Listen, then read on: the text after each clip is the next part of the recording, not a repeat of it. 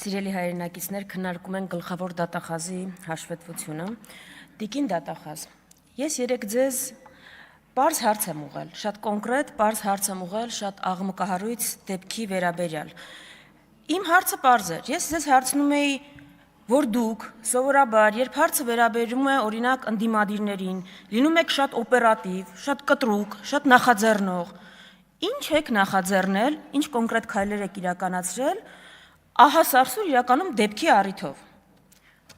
Այդ հարցին պատասխան չկա։ Փոխարենը դուք ինձ ուզում եք հեգնել, չգիտեմ ինչ եք ուզում ասում եք, գիտեք տենց քանի հատ հանցագործություններ կա, ասում եմ առցանց հանցագործություններ են իրականացնում։ Եթե կարծում եք, ես ձեզ չէի կարող հեգնել կամ ավելի կոպիտ հարցը ձևակերպել, սխալվում եք։ Ուղղակի հաշվի առնելով հարցի բնույթը, զգայունությունը, կարևոր էր պատասխանը, թե դուք ինչ եք ձեռնարկել։ Ինձ դեռ պատասխանը գիտեք ինչ էր փաստորեն, որ ոչինչ չեք արել փետրվարից ուժայիններին հայտնի դարձած անչափահասների բռնության դեպքով։ Արել եք ոչինչ։ Տիկին դատախազ, քանի վայրկյան կտևեր ձեր այս ամբիոնին հայտնվելը, եթե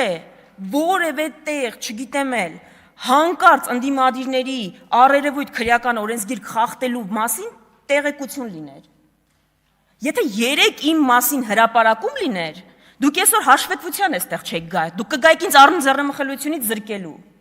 Բայց զադիրշկան ինչու՞մն է, երբ հարցը վերաբերում է քաղաքացիներին։ Թե դուք Հայաստանի Հանրապետության բանը չեք, գլխավոր դատախազը չեք։ Ես ձեզ այլ հարցեր եմ տալիս այստեղից, այսինքն այնտեղ նստած։ Ասում եմ, այս ամբիոնից ազգային ժողովի падգամավոր հայտարարել է, որ իր նկատմամբ ուժայինները ճնշումներ են գործադրում։ Դուք նստած եք եղել նույն աթոռին։ 1.5 տարի է անցել, ինչ եք արել։ Ասում եմ, դուք ինձ նամակ եք գրել այդ մասին։ Այսինքն ձեր նպատակը այն էր, որ ես ձեզ նամակ գրեմ։ Չէ, չեմ գրել, բայց Լիլիթ Գալստյանը ձեզ 20 նամակ է գրել, որ Արման Բաբաջանյանը չի կատարել դատանի որոշումը ու արդյունքը ինչ է եղել։ Այսինքն այս նամակներով զբաղվում եք, որ նամակ չի լինում, չեք զբաղվում, կամ ես եմ նամակ չեմ գրում, դուք բան պիտի չանեք։ Իսկ նոր մյուս գործերով ու միջնորդությունները, որ եկել եք, ով է ինչով ձեզ նամակ գրել, նամակներով եք աշխատում։ Ես այլ հարցեր ունեմ մեր ուժայիններին, ես չեմ հասկանում, այս երկրի ուժայինները ընդդիմադիրներ հետապնդելու, գիտեք ընդդիմադիրները ում հետ են հանդիպում, գիտեք ինչ են շնչում, բռնություն չեք կարողանում բացահայտել, ամիսներ շարունակ, հանցագործության, սպանության պատրաստություն չեք կարողանում բացահայտել, թմրամոլության այդ բուրգը չեք կարողանում բացահայտել, այս երկրում ուժայինները սրբազաններ հետապնդելու, գաղտնալսելու ու ընդդիմադիրներին հետապնդելու համար են, այս ուժային ամբողջ համակարգը դրա համար եք սարքել։ Դուք տեսել եք ոնց է բերման ենթարկվում համայնքապետին սպանության մեջ մեղադրվողը, դուք տեսել եք ոնց է բերման ենթարկվում բռնության մեջ անչափահասի նկատմամբ բռնաբարության մեջ մեղադրվողը ու տեսել եք ոնց են ուզում բերման ենթարկել սրբազանին։ Լավ, դուք լավ եք, օքեյ եք սրա հետ։ Դուք ձեր գործընկերոջ անձնական նամակագրությունը հանել եք, ձեր վարչությունում քննարկել եք, մամուլին համարյա հայտարարել եք դրա մասին։ Անչափահասին բռնաբարության մեջ մեղադրվողի հեռախոսը չեք արգրավել, որ ստուգեք տենակ ինչ անդեղ կատարվում։ Այ էդ եք դուք, այ էդ է ձեր դեմքը։ Տիկին դատախազ, մի հատ էլ կոնցեպտուալ հարցի պատասխանեք, Սոնա Ղազարյանը շատ ուրախ է։ Ոնց է լինում, հա, չգիտեմ, Տիկին Ղազարյանի դեպ ձեր դիրքավորում եք անդադ կանանց պաշտպան, ինչ եք ասում, դե դուք երիտասարդության պաշտպանն եք, Եվրոպա գնացող, անչափահասների բռնաբարության դեպքի հետ կապված մի բան կարա գոնե ասեք, դատապարտող։ Տիկին դատախազ, ոնց է լինում, որ ժողովրդավարության բաստիոնում են ամենաշատ թվով ընդդիմադիր падգամավորները անձեռնմխելությունից զրկվում։ Ոնց է տենց լինում։ Տիկին դատախազ, ոնց է տենց լինում, որ ժողովրդավարության բաստիոնում են ամենաշատ ընդդիմադիր ընտրված համայնքապետերը հետապնդվում, երբեմն նաև սպանվում։ Ոնց է տենց լինում։ Գալիս եք այստեղ բանից եք խոսում, ցանկերից եք խոսում, ընդդիմադիրների ցանկն են ներկայացնում։ Նախ լավ է, որ ձեր պլատֆորմը ավարտել եք, անցել եք ընդդիմադիրների պլատֆորմներին արդեն ու ցանկերին, այն խոստումներն եք տալի, որոնք մենք բերել ենք այստեղ որպես նախագծեր ու մերժել եք հերոսաբար։ Հա, ժողովուրդ, մենք ձեզնից 180 աստիճան տարբեր ցանկ ունենք։ Արժեհամակարգ ու 180 աստիճան տարբեր ցանկ ունենք։ Հա, հող հանձնողներ մեր մոտ չկան։ կամ պաշտպանողներ։ Ճիշտ եք ասում, մեր ցանկում մարդու վրա թքող չկա, կներեք, եթե դա ձեր չափանիշները չկան, այո, չկան։ Կներեք, չենք ընդգրկելու։ Այո, մեր ցանկում չկա մարդ, եւ այո, սիրելի քաղաքացիներ, դա մեր տարբերությունը։ Մեր ցանկում չկա մարդ, Սոնա Ղազարյան, ինչի՞ դիմ հավասար խոսում, կգաք այստեղից կխոսակ։ Այո, մեր ցանկում չկա մարդ, ով գալու է այս ամբիոնին կանգնի ու ասի, որ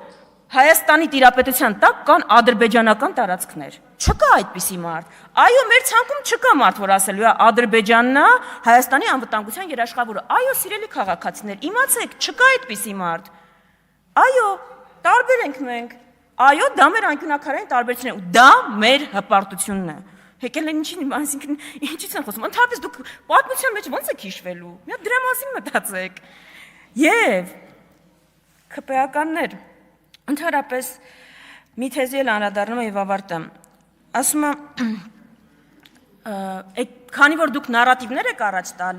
տանում, խոսում եք մեր իրավունքների պաշտպանություններից, այլ դրա համար էլ Ադրբեջանն էլ է տարբեր նարատիվներ առաջ տանում։ Էլի մի օրինակով ցույց տամ, ոնց եք ստում բոլորին։ Դուք երբեք չխոսեցիք, որ Ադրբեջանը պիտի փոխի իր սահմանադրությունը, որտեղ այնտեղ տարածքային պահանջներ կան Հայաստանի նկատմամբ։ Ընդհանրապես Ադրբեջանի սահմանադրությամբ ինքը իրեն հռչակում է 114,000 քառակուսի կիլոմետր տարածքով երկիր։ Հասկանում եք զավեշտը որն է, որ այն տարածքը, որով դուք եք ճանաչել Ադրբեջանը, Ադրբեջանն էլ իրեն այդ տարածքով չի ճանաչում։ Դուք երբեք չխոսեցիք այդ սահմանադրության այդ նորմի մասին ադրբեջանական։ Չասեցիք դա Հայաստանի նկատմամբ տարածքային պահանջներ է պարունակում, չասեցիք փոխի դա։ Ու ինչ, դա բերեց նրան, որ Ադրբեջանը չխոսի մեր սահմանության փոփոխությունից։ Բերեց դրան, որ երկուստեք այդ հարցը փակվի։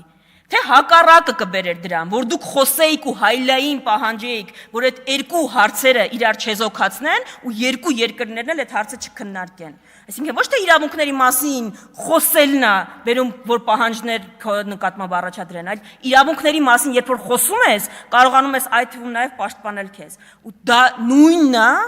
նույնն է բոլոր հարցերում։ Չեք ուզում Ադրբեջանը խոսի այստեղ ադրբեջանցիներին բնակեցնելու մասին։ Բա դիվանագիտական ձեր կորպուսը ի՞նչ է անում։ Փաթեք պատրաստեք Սումգայիթում, Բաքվում ապրող ջարդերի ենթարկված ապրած հայերի մասին։